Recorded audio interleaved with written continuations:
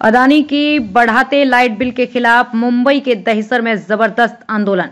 राष्ट्रवादी Congress party व हिंदी भाषी विभाग द्वारा जनाक्रोश मोर्चा के आयोजन किया।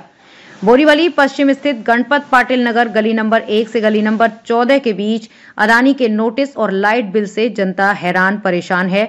8 दिसंबर जो सुबह 6 बजे के लगभग अदानी के कर्मचारी गणपत पाटिल नगर में जाकर वहां की सोई हुई जनता को जगाकर लाइट बिल देने फॉर्म भराकर साइन और आधार कार्ड लिया जाता, जिसके बाद वहां की जनता को 10,000 से 50,000 का लाइट बिल आता है। साथ ही उन 50 लोगों अदानी की तरफ से नोटिस भेजी गई है, जिसके बाद 50 लोगों के ऊपर एफआईआर दर्ज की गई है, जिसको लेकर पहले भी राष्ट्रवादी कांग्रेस पार्टी के मुंबई अध्यक्ष मनीष दुबे हिंदी भाषी विभाग द्वारा जनाक्रोश मोर्चा के आयोजन किया गया। ये मोर्चा गणपत पाटिल नगर गली नंबर 14 से शुरू होकर बोरीवली अडानी के कार्यालय तक ले जाया गया। इस जन आक्रोश मोर्चे में सैकड़ों की संख्या में गणपत पाटिल नगर के लोग उपस्थित थे।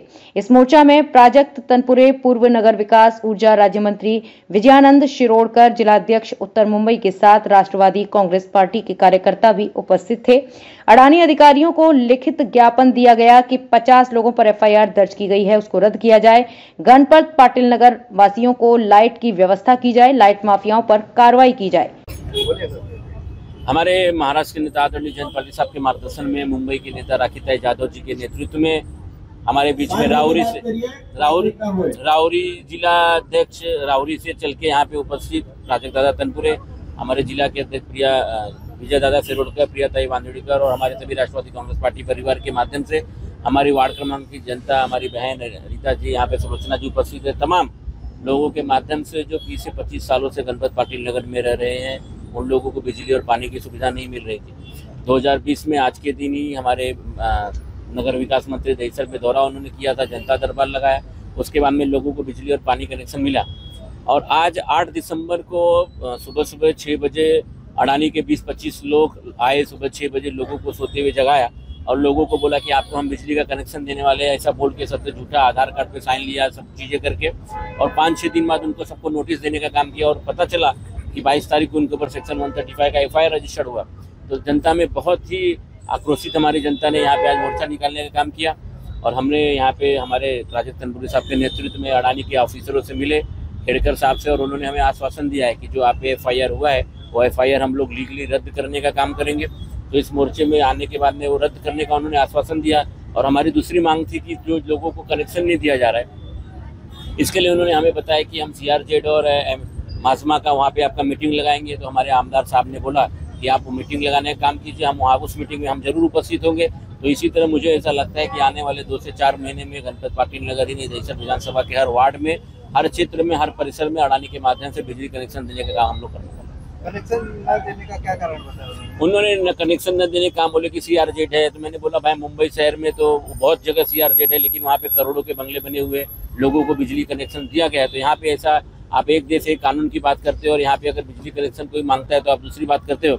और हाई कोर्ट का ऐसा आदेश है नागपुर खंडपीठ का बेंच का कि कोई भी एनओसी की जरूरत नहीं है लाइट का कनेक्शन देने के लिए। तो मैंने उनको हाई कोर्ट की आदेश की कॉपी भी, सत्यापित कॉपी दिया और उनको बोला कि सब इसको आप वेरीफाई कीजिए और इसके माध्यम से लोगों को बिजली कनेक्शन दीजिए। आक्रोश मोर्चा निकाला गया है, ये गणपत पाटिल नगर की जो जनता है, एक मिनट राइट, अगर बीच में कुछ बोला नहीं, ये गणपत पाटिल नगर की जो जनता है, नागरिक है, ये पिछले 20-25 सालों से उनकी मांग है कि हमें इलेक्ट्रिसिटी का कनेक्शन दीजिए। लेकिन ये कनेक्शन तो मिल नहीं पा रहा, लेकिन उनके ही खिलाफ कुछ झूठे मुकदमे या केसेस यहाँ पे फाइल की गई।